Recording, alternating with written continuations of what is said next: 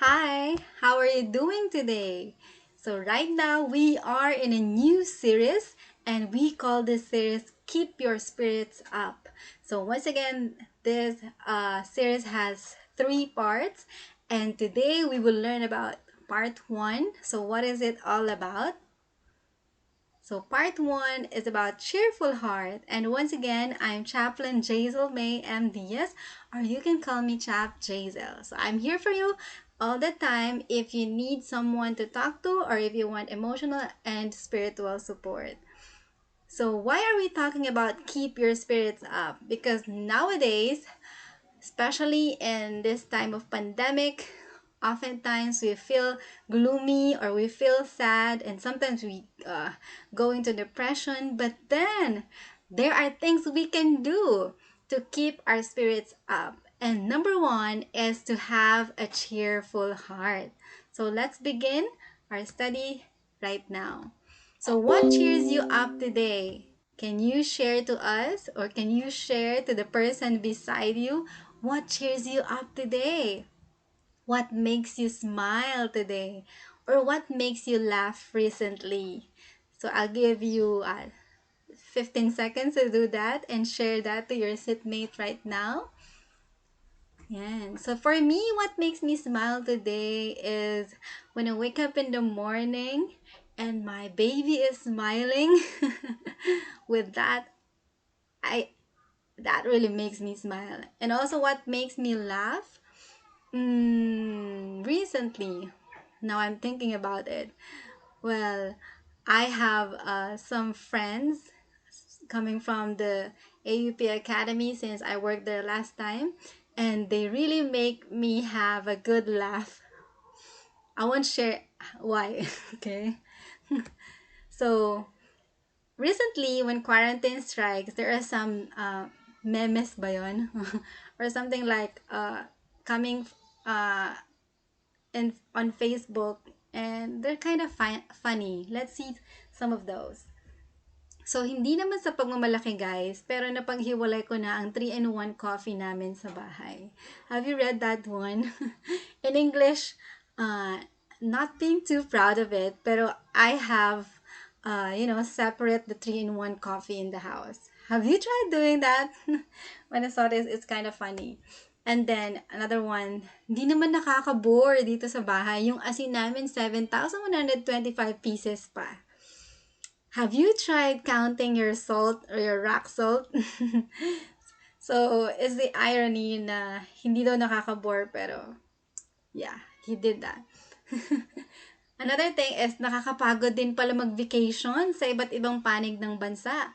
Tulad ng North Quarto, South Cusina, Sala City, at pinakahuli ay sa Banyo Beach. So lately, we've been wanting to have vacation. So this person wrote that he is having a vacation around the house. And when safety protocols are being so strict, there are also people saying, magsabi kayo ng totoo sa inyong doktor. The patient says, Doc, matagal na po kitang crush. Wow! So in English it says, oh, you tell the truth to your doctors. And then the patient says, Doc, I have a crush on you even before pa. And another one is that, sana gantong checkpoint in and out of Metro Manila on Monday. Hashtag lockdown, hashtag COVID. Oh, would you like this one? That on checkpoint, you will see someone like this Korean artist. So these are some of things that kind of make us happy or smile. So keep your spirits up by having a cheerful heart. So still our goal is to have that really cheerful heart. So how can we have that one?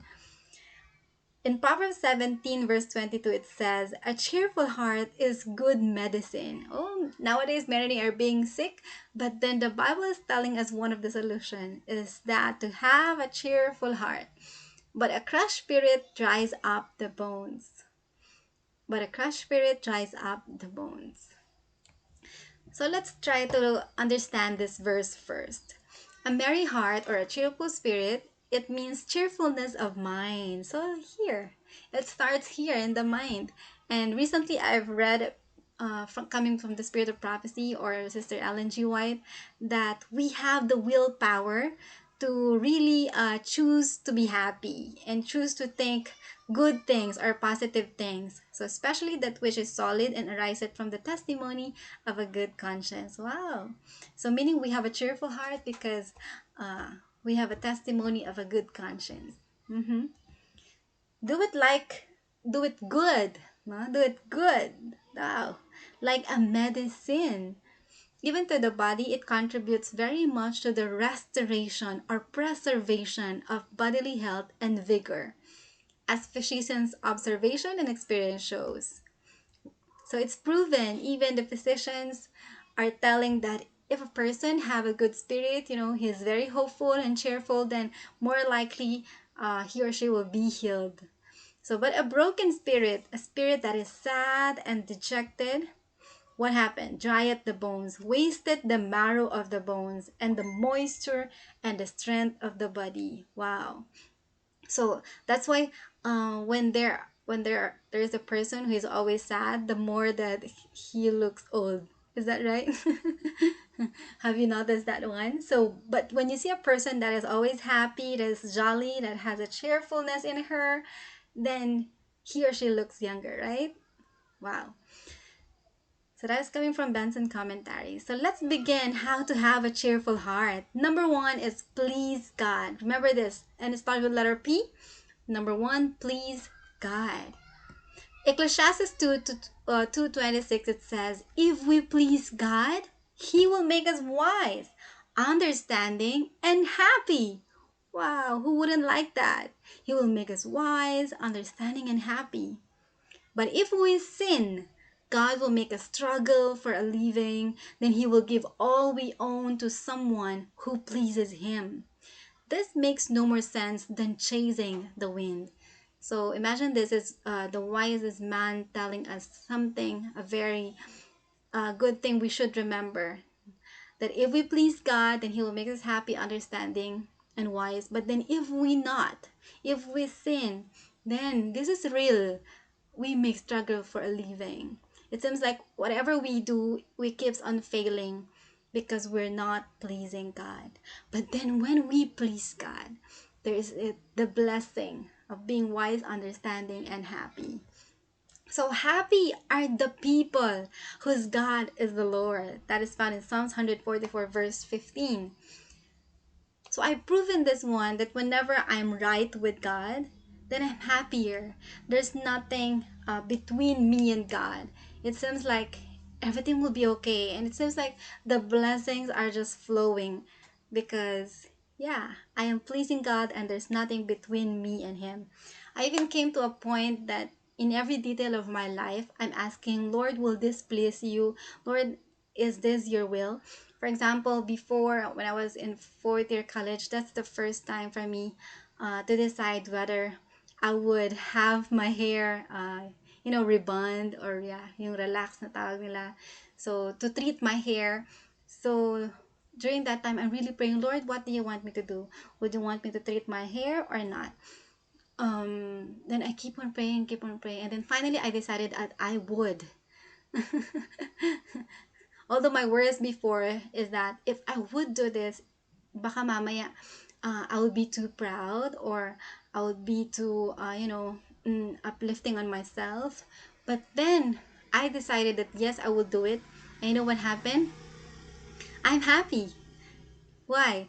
Because I followed the Lord's will. Because when I finally had rebond and I finally treat my hair, I had more time in doing God's will. I had more time in going to my Bible study, in preaching everywhere, because I need not to fix my hair anymore. So after I take a bath and then shower and then dry my hair, and then that's it. A little comb, and then I need not to fix my hair anymore. I had more time for God because of that decision. So check out your every decisions, whether it will please God or not. Even in choosing a cell phone, a kind of phone, I'm praying to God, Lord, if I choose this phone, will this lead me far away from you or will this lead me closer to you? And then finally, I choose this smartphone phone, and then it led me closer to God. But because there's an app, a Bible app, an Ellen G. White app, and a lot of applications that I can install in my phone that would lead me closer to Him. So happy really are those people whose God is the Lord and who choose to please Him in everything that they are doing. So please God. So you do it by, yeah, like this one, Psalm 16:8 to 9, it says, I have set the Lord always before me. So in everything you do, you set the Lord always before you, because He is at my right hand. I shall not be moved. Therefore my heart is glad, and my glory rejoices. My flesh also will rest in hope. So the next one on how to have a cheerful heart is activate your passion. You know what? Every one of us were given talents or gifts, spiritual gifts from God. And through this, we can use this and, uh, activate our passion. So let's move on with this. Ecclesiastes 11 verse 9 says, be cheerful and enjoy life while you are young. So be cheerful and enjoy life while you are young. Do what you want and find pleasure in what you see.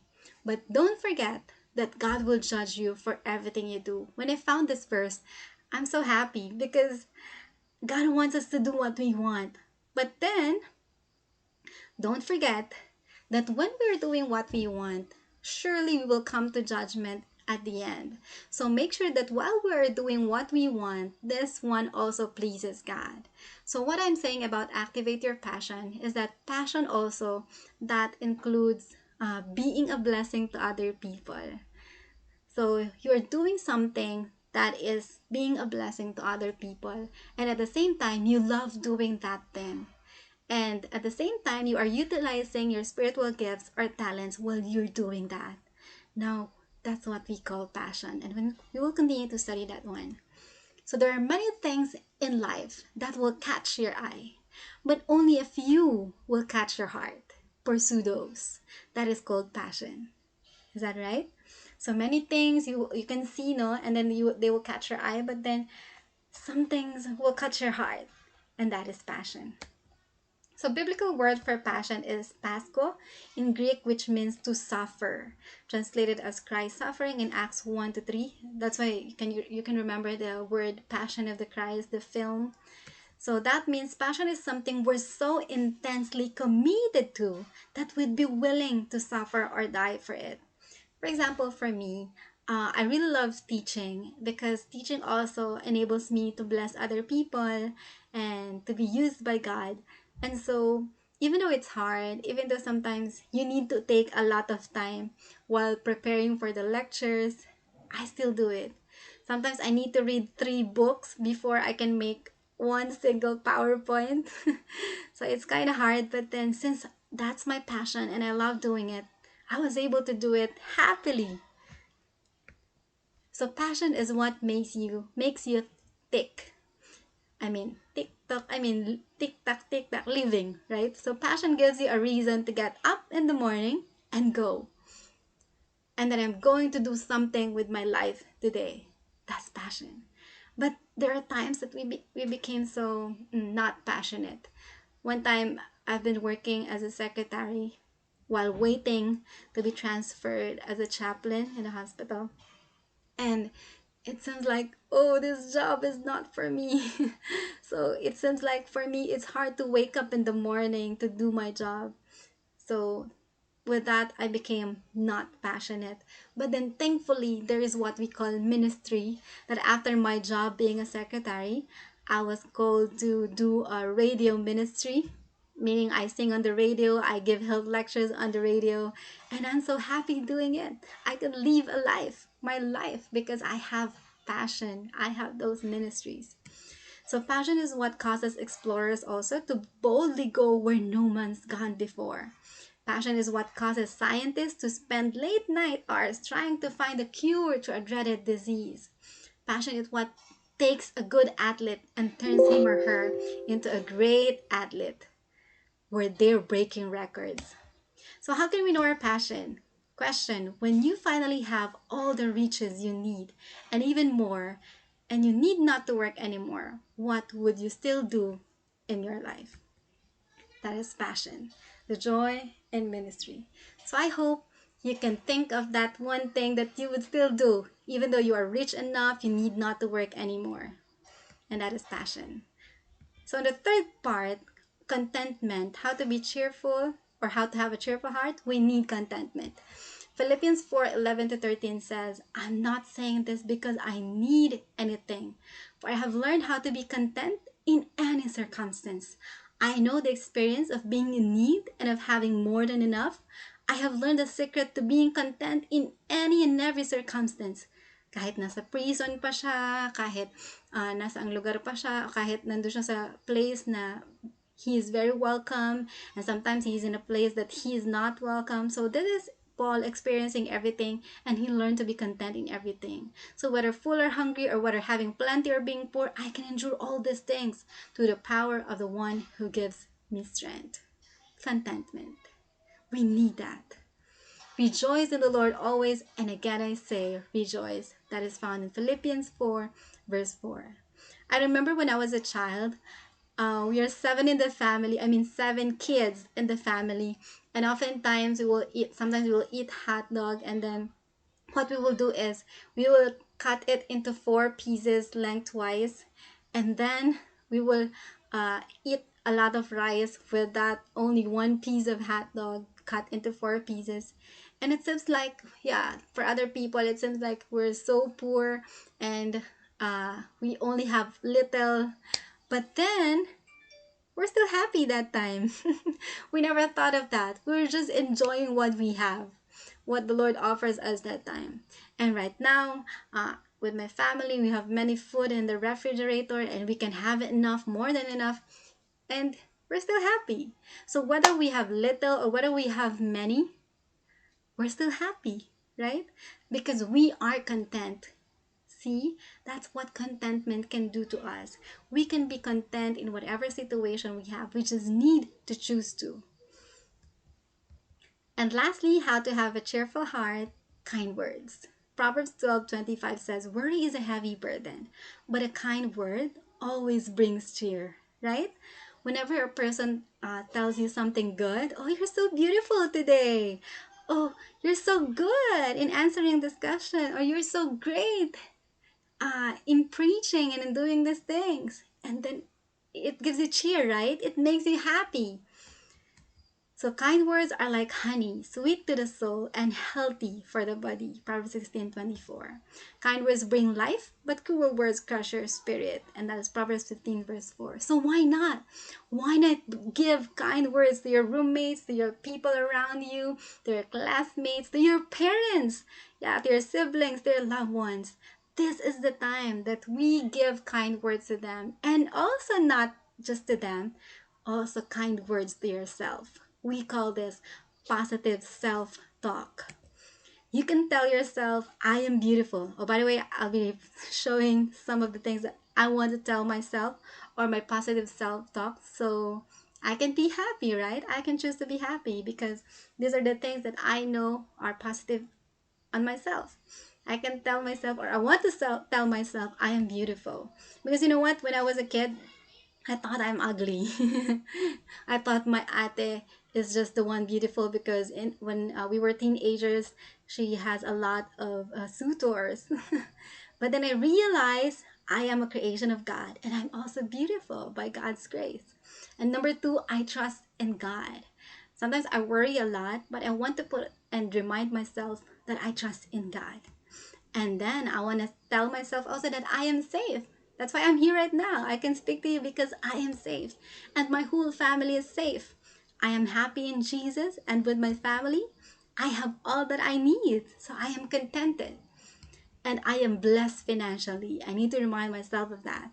And that I am a good writer, that I am a good speaker, that I am a good chaplain, that I am a good teacher, that I am the best mom, yeah, for my kids, that I am the best wife also for my husband, and that I can do everything through Christ, and that I am strong. How about you? What are your positive self talk. So kindly write them down today after hearing this message, and you will see how blessed are you. So how to have a cheerful heart? I have PACK or PAC for you to remember. Please God, activate your passion, contentment, and kind words. Hi, airplane. That sounded so loud. Again, PACK. Please, God, activate your passion, contentment, and kind words. Remember those things. And I bless you with this Romans 15:13. May the God of hope fill you with all joy and peace as you trust in Him. So keep your spirits up by having a cheerful heart every day. God bless you.